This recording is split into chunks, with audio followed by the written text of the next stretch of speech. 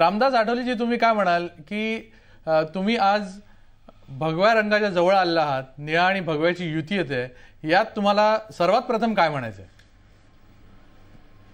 नाही, एक तर आता म्हणजे आम्ही सगळे लोक जे आहोत ते बाबासाहेब आंबेडकर, महात्मा ज्योतिबा फुले आणि शिवाजी महाराजांचा विचार मांडणारे आम्ही लोक आहोत.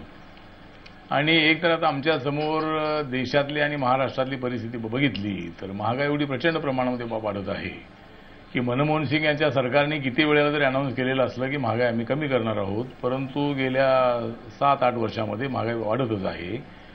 आणि दलित अत्याचार अत्याचारसुद्धा वाढतच आहे, भ्रष्टाचाराचे प्रकरण उघड होत आहे, बेरोजगारी वाढत आहे, दलितांवरचे अत्याचार वाढत आहेत. आणि हे सगळं थांबवण्यासाठी हे सरकार कमी पडत आहे किंवा स्ट्रॉंगली अशा पद्धतीची भूमिका घेत नाही, अशा पद्धतीचं माझं मत आहे. आणि त्यामुळे आता एकतर चर्चा तर सुरू आहे, म्हणजे मी लोकांचा अंदाज घेण्याचा प्रयत्न करतोय. कारण गेली 20 वर्ष आपण शिवसेना बीजेपीचा विरोध केलेला आहे सेक्युलर या नावाखाली, आणि अचानकपणे अशा पद्धतीची चर्चा सुरू आहे किंवा मी बाळासाहेबांना भेटणं अशा पद्धतीच्या चर्चेला उधाण आलेलं आहे.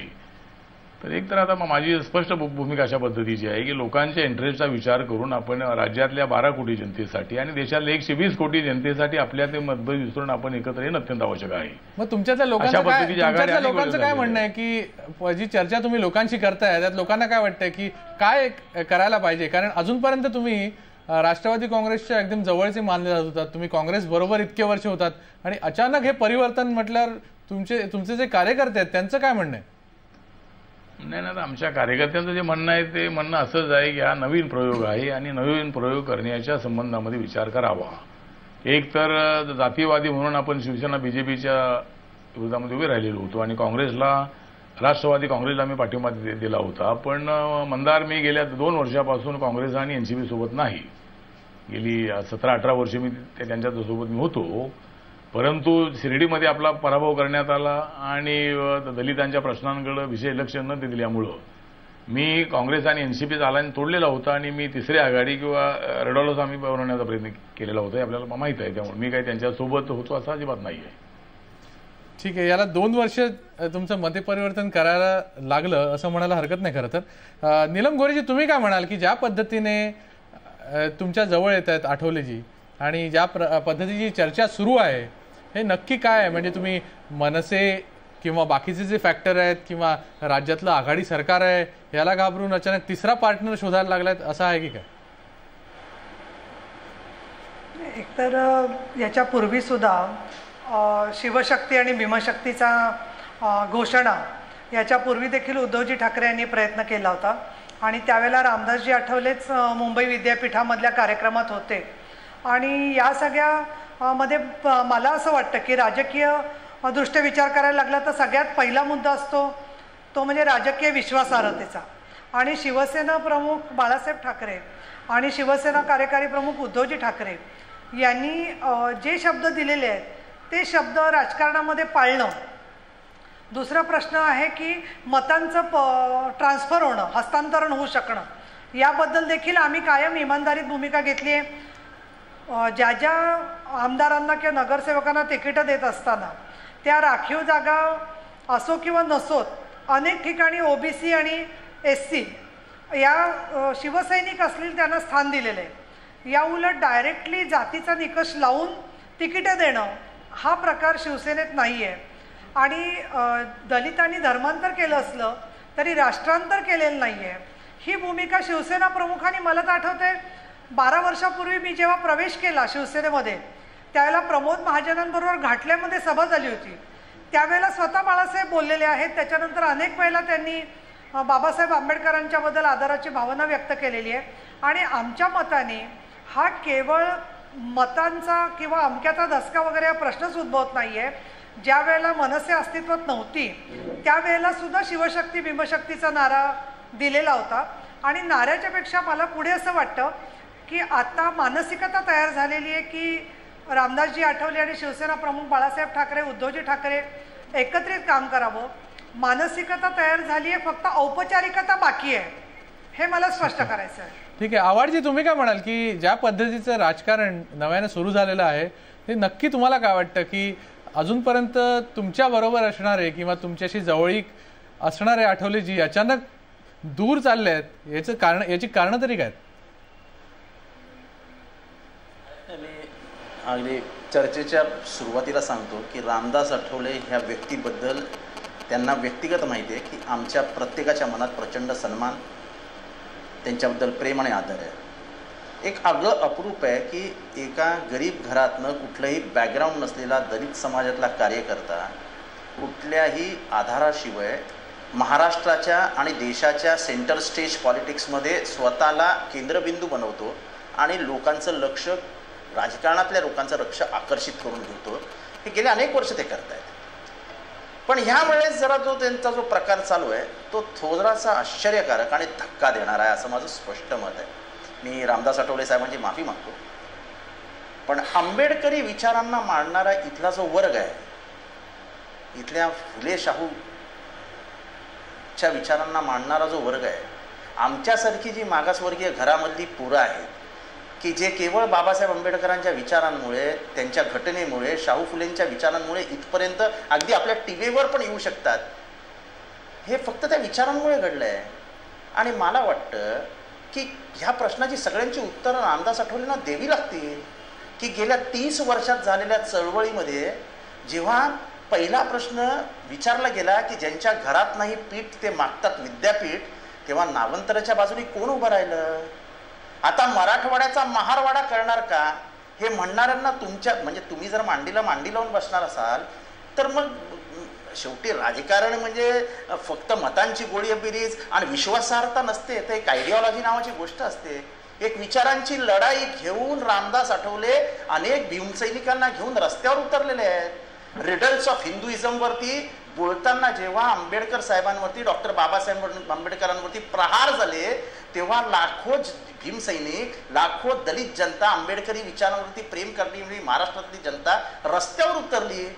आता ज्यांनी रिडल्स ऑफ हिंदुइझमवरती हे भाष्य केलं, डॉक्टर बाबासाहेब आंबेडकरांना अगदी निजामाचे हस्तक म्हणण्यापर्यंत ज्यांची मजल गेली, त्यांच्या मांडीला मांडी लावून जर तुम्ही बसणार असाल तर तुम्हाला काय वाटतं की आंबेडकरी विचार फक्त मतांचं आणि सत्तेचं गणित सोडवण्यासाठी बसली आहे का? आपल्यावरती झालेला अन्याय हा दूर केला पाहिजे ह्या विचारांनी डॉक्टर बाबासाहेब आंबेडकरांनी लढा दिला होता. सत्तेची देवणघेवण करण्याकरता दिला नव्हता. सत्ता आली पाहिजे, सत्ता मिळाली पाहिजे, जो त्याच्यातला हस्तक आहे, जो त्याच्यातला वाटेकरी आहे, त्याला वाटा मिळालाच पाहिजे या मताचा मी देखील आहे. पण हे सगळं देवणघेवण करत असताना ज्यांचं हिंदुत्व हे राष्ट्रीयत्व आहे असं घोषवाक्य आहे. 1 मिनिट. आणि आपण दीक्षाभूमीमध्ये धर्म सोडताना सांगितलेलं की मी हिंदू म्हणून जन्माला आलो, हिंदू म्हणून मरणार नाही. त्याचं कारण मला बोलायचं आहे, यांची शिळ्याकडीला ऊत आणलं त्यांनी आम्ही ऐकतोय 10 वर्ष. 1 मिनिट नीलमताई, 1 मिनिट. खूप मोठं भाषण झालंय. तेच नीलमताई मी येतो तुमच्याकडे, येतो. 1 मिनिट. बोला बोला. आवड ज्यांनी 10 मिनिटं बोलतात राष्ट्रीयत्व म्हणतात, अहो मला बोलू द्यावं. नाही असं आहे. आता मगापासून 7-8 मिनिटं ते झालं, रिडल झालं. नाही नीलमजी मी येतो तुमच्याकडे, येतो. त्यांना बोलून दे. हा बोला बोला. हिंदुत्व हे राष्ट्रीयत्व जे म्हणतात, ज्या हिंदुत्वाने म्हणजे आजही जो पक्ष गोळवळकरांच्या मार्गदर्शनाखाली काम करतोय, त्यांच्या विचारांचं काम करतोय, चातुर्वर्ण हे मी मानतोय. स्वतः दादरमध्ये हिंद क्रीडा मंडळामध्ये येऊन म्हटलेले गोळवळकर गुरुजींचं आजही गुरुजनांचं पालन केलं जातं. त्यांच्याबरोबर जर बसणार असेल तर माझं ठीक आहे. आपण सर्वात पहिले आपण रामदासजीकडून याची उत्तरं घेऊया. आणि नीलमताईंबद्दल मला काय असं एक शेवट संपवतो, मला नीलमताईंची वाद घालायचा नाही, कारण का सगळ्या पक्षांचा अनुभव गाठीशी आणलेला महाराष्ट्रातले सर्वात मोठे मास लीडर कोण असा जर प्रश्न विचारला तर त्या फक्त नीलमताई आहेत. त्यामुळे मला त्यांच्याशी वाद नाही घालायचा. ठीक आहे. आपण पहिल्यांदा रामदासजींकडून उत्तर घेऊया, त्यानंतर मी नीलमताई तुमच्याकडे पण येतो. रामदासजी, की ज्या वेगवेगळ्या विचारधारांचा आता आवाज सांगत होते त्याचा पूर्ण महाराष्ट्राने बघितलेला आहे की तुम्ही नेहमीच विरोध केलेला आहे. शिवसेना भाजपला तुम्ही रस्त्यावरती विरोध केला आहे, सर्व दृष्टीने विरोध केला आहे. आणि अचानक तुम्ही मगाशी जे मी विचारलं की लोकांमध्ये काय प्रतिक्रिया आहे, तर तुम्ही जो आढावा घेताय त्याची खरंच प्रतिक्रिया काय आहेत आणि तुम्हाला ज्या बऱ्याच प्रश्नांची उत्तरं द्यायला लागणार आहेत त्यातले असे हे पण काही प्रश्न आहेत, त्याबद्दल तुम्ही काय म्हणाल? नाही, त्याच्या संबंधात एवढंच म्हणेन की जितेंद्र आव्हाड हे सुद्धा माझे चांगले मित्र आहेत. गेले अनेक वर्ष आम्ही त्यांच्यासोबत राहिलेलो, ते आमच्यासोबत राहिलेले आहेत. आणि कार्यकर्त्यांचा, नेत्यांचा आदर करण्याची भावना माझी आहे आणि ती त्यांची राहिलेली आहे. त्यामुळं ते त्यांच्याबद्दल व्यक्तिगत पातळीवर काय मला बोलायचं नाही आहे. परंतु त्यांनी जे मुद्दे उपस्थित केलेले ती खरी गोष्ट आहे की त्यावेळेला तशा पद्धतीची वक्तव्य करण्यात आलेली होती. परंतु माणसामध्ये परिवर्तन होत असतं, समाजामध्ये परिवर्तन होत असतं. आणि मग आता हे काँग्रेस आणि राष्ट्रवादीवाले शिवसेना भाजपला तर जातीवादी म्हणतात, ही गोष्ट ठीक आहे. परंतु आम्हाला ते आम्ही तर अजून अलायन्स केला नाही, तरी ते म्हणतात ते त्यांच्या मांडीला लावून ते बसणार आहेत किंवा ते बसू लागलेले आहेत. परंतु पुण्यामध्ये मात्र शिवसेना भाजप आणि राष्ट्रवादी काँग्रेसचे लोक महापौराच्या निवडणुकीमध्ये मागच्या वेळेला मांडीला लावून बसले होते. आता मनसे, बीजेपी आणि राष्ट्रवादी काँग्रेस ते त्या ठिकाणी सत्तेसाठी मांडीला लावत आहेत. त्यामुळं आणि ज्या शिर्डी लोकसभा मतदारसंघामध्ये मी पराभूत झालो त्या ठिकाणी शिवसेनेच्या उमेदवाराला तिथे निवडून आणलेलं आहे, बीजेपीच्या उमेदवाराला नगरमध्ये निवडून आणलेलं आहे. त्यामुळे हे मात्र त्यांच्या सोयीचं पॉलिटिक्स करत असतात. आणि ठीक आहे, म्हणजे आता भूमिका जी आहे ती आम्ही अजून काही घेतलेली नाही आहे. या सगळ्या ज्या जितेंद्र आव्हाडांनी जे काही प्रश्न उपस्थित केलेले आहेत त्याच्यावर सुद्धा आम्ही गंभीरपणे विचार करतो आहोत. आणि जे आमच्यामध्ये मतभेदाचे मुद्दे आहेत त्या संबंधात आम्ही त्यांच्याशी चर्चा करणार आहोत, बाळासाहेबांशी आम्ही चर्चा करणार आहोत. त्यामुळं लगेच काय आम्ही तिकडे गेलो असं अजिबात नाही. किंवा काय करायचं तो पूर्णपणे आम्हाला अधिकार आहे. तुमचा अनुभव आम्ही 20 वर्ष घेतलेला आहे ना, आमचा खेड्यापाड्यातला कार्यकर्ता म्हणतोय तुम्ही जा तिथे जाणं अत्यंत आवश्यक आहे, अशा पद्धतीचा प्रयोग करणं अत्यंत आवश्यक आहे. जर तिकडं उत्तर प्रदेशमध्ये मायावती आणि बीजेपी एकत्र येतात सत्तेसाठी, तिकडे बिहारमध्ये नितीश कुमार आणि बीजेपी एकत्र येतात, आणि इथंही मग मध्यंतरी जितेंद्र आव्हाड तुमचा पक्ष आहे तिकडं बाळासाहेबांना भेटून आला होता. मागच्या वेळेला तुमचं काहीतरी चाललं होतं काँग्रेसच्या सोबत, त्यावेळेला शिवसेनेला घेऊन बीजेपीला घेऊन सरकार करण्याचाही आपला प्रयत्न होता. त्यामुळे ठीक आहे, म्हणजे आम्ही काही तिकडे गेलो नाही. आमचा पक्ष जो काही योग्य वेळेला निर्णय घेणार आहे. परंतु आम्हाला आमच्या पक्षाला जो निर्णय घ्यायचा आहे तो निर्णय घेण्याचा आम्हाला अधिकार आहे. आणि आम्ही निर्णय घेतला तर उत्तर देण्यासाठी आम्ही तर समर्थ आहोत. म्हणजे कोणताही निर्णय घेतला तर त्याची उत्तर आम्ही नक्कीच देणार आहोत. ठीक आहे. जोंधळी, तुम्ही काय म्हणाल की हा जो सर्व राजकीय समीकरणं चाललेली आहेत त्यात खरंच विचारधारा कुठेतरी आहे का, की पक्षांची विचारधारा मतांपर्यंत सीमित आहे? नाही, खरं म्हणजे या सगळ्या चर्चेमधून जितेंद्र आव्हाडांनी जे मुद्दे मांडले ते अधिक अनवर्थक आणि महत्त्वाचे आहेत. आणि त्याची उत्तरं रामदास आठवले हे टाळतायत. मला खरं म्हणजे रामदासजींना मला खरं अजूनही ते बरोबर गेले नाही. मला प्रश्न हा विचारायचा आहे की, आणि त्यांनी कबूल केलं की मागील अनेक वर्षामध्ये त्यांनी शिवसेनेला जातीवादी असं म्हटलं.